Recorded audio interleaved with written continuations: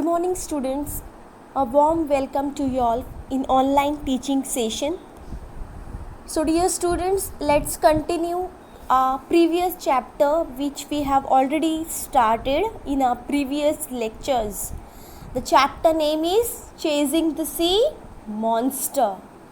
So, I request you all to kindly take out your English textbook and carry pen pencil in your hand. So dear students, in our previous lecture we saw that there was a blackish animal that was nothing but the monster which was mile away from the ship Abraham Lincoln. Now let's see further what happens. I request you all to take out your English textbook page number 45. Let's start with the remaining part. The crew were waiting impatiently for orders from their leader. The latter, after carefully observing the animal, ordered the engineer to sail full steam towards the animal. So as you all know that the crew means the members, people working on the ship. So they all were awake throughout the night because of the fear of that monster, which was double the speed of the frigate. So as soon as the dawn, they saw the monster, the blackish animal, giant animal, and they were waiting impatiently for orders from their leader because they have already decided that in morning they will sort out these all things. And the later, after carefully observing the animal, they ordered the engineer ordered to them to sail full steam towards the animal. What does the engineer order them? To sail full steam to the animal. Sail full steam. This is a phrase which means sail at full speed. That means the ship should go at the full speed. 3 cheers greeted this order. The honor of battle has sounded. A few moments later, the Abraham Lincoln headed straight for the animal. Unconcerned, the latter let us come nearer. It got up a little speed and kept its distance. So as ordered, they have got to sail full steam. So 3 cheers greeted this order and there was a honor of battle sounded. And further, few moments later, the ship headed straight for the animal. And unconcerned, the latter let us come nearer. It got up little speed and kept it distance. The members or the crew members, they just discuss with themselves that let us move little bit to nearer, to got up little speed and kept it distance.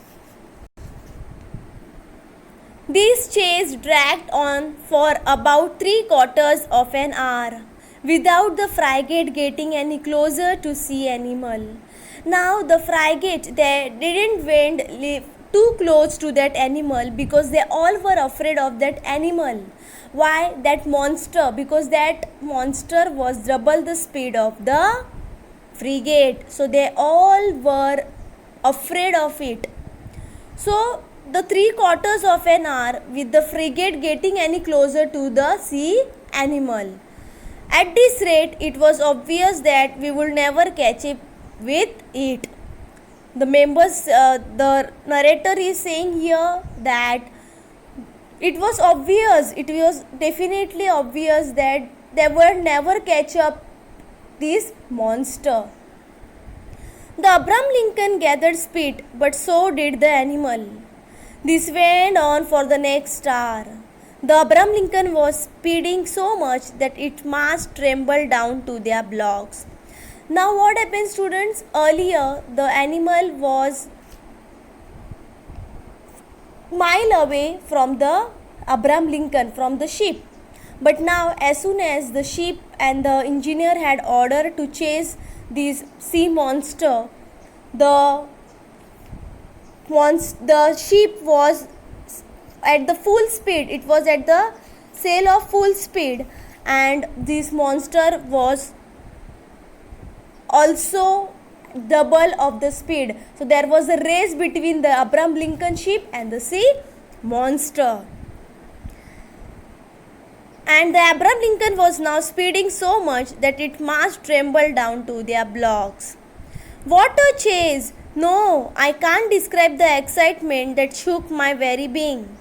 Ned Land stayed at his post, harpoon in hand. Several times the animal let us approach. Then, just as harpooner was about to strike, the cetacean would steal off swiftly. Now, as you all know, they all were ready with their weapons to hunt the sea monster. So, this Abraham Lincoln, it was speeding so much, and the Ned Land, he said that what a chase, what is this? What a chase is going on. That, and he stayed at his post carrying harpoon in his hand. Harpoon means it is a weapon to kill the animals. Several times the animal let us approach. Then just as the harpooner was about to strike, the cetacean would steal off swiftly. Now dear students, already I have told you all, cetaceans means marine animals like a whale. So cetacean will steal off swiftly. Now the Ned Land, he was ready with the weapons to kill that animal, but the cetacean, the marine animals, they would also steal off swiftly. Steal off means they would also go at the full speed. Commander Farragut then decided to use more direct methods. Bah, he said, so that animal is faster than the Abraham Lincoln. All right, mate, man the gun in the bow. Now dear students, the Commander Farragut, he said that we need to use some different methods, directly methods. Why? Because the animal is faster than the Abraham Lincoln. Abraham Lincoln means who? Sheep. Now the animal is faster than the Abraham Lincoln, and the members say that all right, we have some weapons here. So mate, man the gun in the bow. A forecastle cannon was immediately loaded and levelled. The cannoneer fired a shot, but the shell passed some feet above the cetacean, which stayed half a mile off. So dear students, they were having some guns, they were carrying some guns with them to hunt these animals. And as the commander ordered them to use some different methods, to use some direct methods, so the forecastle cannon, they shoot the animal, but his shell passed some feet above the cetacean, and the animal didn't get any kind of hurt. Over to somebody with better aim, the commander shouted, and $500 to the man who can pierce that infernal beast. So dear students, now here is the award. They have decided one award here, that those who will hunt this animal, those who will hunt this monster, they will get $500. Who can pierce that infernal beast. Infernal beast means to the sea monster. Now just turn your page number 46. Okay, now come, just open your page number 46. Okay, calm of eye, cool of feature, an old grey bearded gunner. I can see him to his day. Approached the cannon, put it in position, and took aim for a good while. There was a mighty explosion mingled with cheers from the crew. The shell reached its target. It hit the animal, but bounced off its rounded surface and vanished into the sea 2 miles out. So dear student, as the first gunner, when he shoot the animal, it didn't harm the animal. So the next time the award was being declared, that who will shoot this animal, they will get $500. and the old grey beard gunner, he just took aim for a good while, and there was a mighty explosion and mingled with cheers from the crew. Finally, the shell reached its target and it hit the animal. The old grey bearded gunner, he just hit the animal, but bounced off its rounded surface and vanished it into the sea 2 miles out. So the gun, the shooter, the whatever that he shoot, it just hit the animal and then it vanished into sea 2 miles out. "Oh drat," said the old gunner in his anger. That monster must be covered with 6-inch armor plate." So the other crew members, they said that old gunner, in his anger, the old gunner said in his anger, "This monster is covered with 6-inch armor plate. That's why even though we shoot that monster, it will not get any kind of harm. It will not cause any kind of harm because it is covered with 6-inch armor plate, which is its protective cover." The hunt was on again. Hour after hour went by without the animal showing the least sign of weariness. However, it must be said that we too struggled on tirelessly. At 10:50 in evening, that electric light reappeared 3 miles away from the frigate, just as clear and intense as the night before. Now, dear students, the hunt was going on again because the old gunner, he just put an assumption that the monster has been covered with 6-inch armor plate. That's why it didn't cause any kind of harm even by shooting or even by hitting that animal.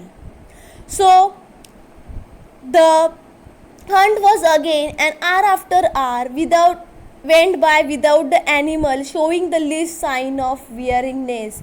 Hour after hour the hunting was going on, but the animal was not showing the least sign of weariness. However, it must be said that we too struggled on tirelessly, and these all the members, they were tired now. Now again at 10:50 in the evening, the electric light reappeared. As I told you, there was a light from that monster like a glowworm. Okay, so 3 miles away from the frigate, there was an electric light reappeared, just as clear and intense as the night before. The monster seemed motionless. Was it asleep? Perhaps weary from its work day, just riding with the waves. This was our chance, and Commander Farragut decided to take full advantage of it. He gave his holsters. Now, as you all know, usually the animals and birds, at the daytime they are very active, but night time they are very passive because they are motionless. Usually the animals, their eyes capability is not as much as human beings. They can't see much at night. So at night they are very motionless. So it's a golden opportunity for human beings to hunt the animals in the evening or at the night time. So the monster seemed motionless, and this was a golden opportunity. So the commander just decided to take full advantage of it, and he gave his orders.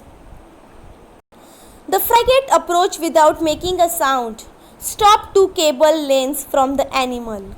A profound silence reached over the deck. We were not 100 feet from the blazing core of light, whose glow grew stronger and dazzling the eyes. You can see in this picture, students. The frigate now approached without making a sound. The frigate means a ship. Okay, so as the commander has given the orders to hunt this monster, because the monster was motionless, because it was tired now, and they, without making a sound, they stopped 2 cable lengths from the animal, and a deep silence resounded over the deck. and they were not 100 feet from the blazing core of light. They were not too far of the monster, they were too close of this monster. There was a little fear of that and the excitement to hunt that animal, whose glow grew stronger and dazzled the eyes. The animal, its glow grew stronger as nearer they went. Now let's turn the page, come to page number 47. Just then, leaning over the forecastle railing, I saw Ned Land below me, brandishing his dreadful harpoon. Barely 20 feet separated him from the motionless animal. All at once his arm shot forward and the harpoon was launched. I heard the weapon make a ringing sound as if it had its stone's hard substance. The electric light suddenly went out, and two enormous water sprouts crashed onto the deck of the frigate, racing like a torrent from one end of the ship to the other, toppling crewmen, breaking spare masts and yardarms from their lashing. A hideous collision occurred, and thrown over the rail with no time to catch hold of it, I was hurled into the sea. So dear students, now the last you can see that they were leaning over the forecastle railing. Now they were leaning over the forecastle railing, but these all I saw the Ned Land below me, brandishing his dreadful harpoon. Now they were very near, they were very close to this animal, to this monster. And the Ned Land, he had brandishing his dreadful harpoon. He was having a harpoon to hunt this animal. Barely 20 feet separated him from the motionless animal. The 20 feet has separated him from the motionless animal. All at once his arm shot forward and the harpoon was launched. I heard the weapon make a ringing sound as if it had hit some hard substance. So, as they shot with the harpoon was launched. They heard a weapon making a ringing sound as if it had hit some hard substance. Now, the sea monster body was layered with 6-inch covered. That's why it was not getting any kind of harm.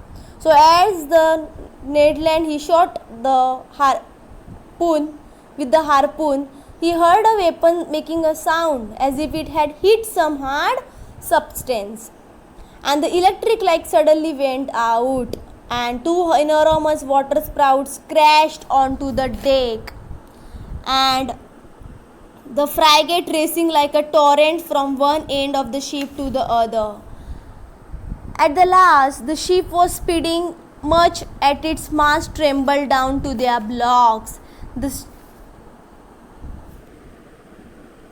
So dear students, when Ned Land launched the harpoon, the weapon made a ringing sound as if it had hit hard surface. And thereafter, the electric light went out and two huge water sprouts crashed on the deck of the frigate. As a result, the crew members lost their balance and the narrator was thrown into the sea and broke the spare mast and yardarms. So these following lines shows battle between the ship and the monster. There was a battle between the ship and the monster, and finally a hideous collision occurred and thrown over the rail. The collision occurred and thrown over the rail with no time to catch hold of it. I was hurled into the sea. So dear students, there was a collision which was occurred. The crew members lost their balance and the narrator got thrown into the sea. Due to clash, water sprout crashed onto the ship, destroying it. But there were no After multiple failed attempts to defeat the monster, the Ned Land with the harpoon made a ringing sound to hit a surface, and the attack result in an ugly clash between the submarine and the warship. And due to this clash, the crew members lost their balance and their narrator was thrown in the sea, and they were unsuccessful with this attempt to catch this monster. I hope so you have understood this chapter very nicely. I am sending you all the question answers.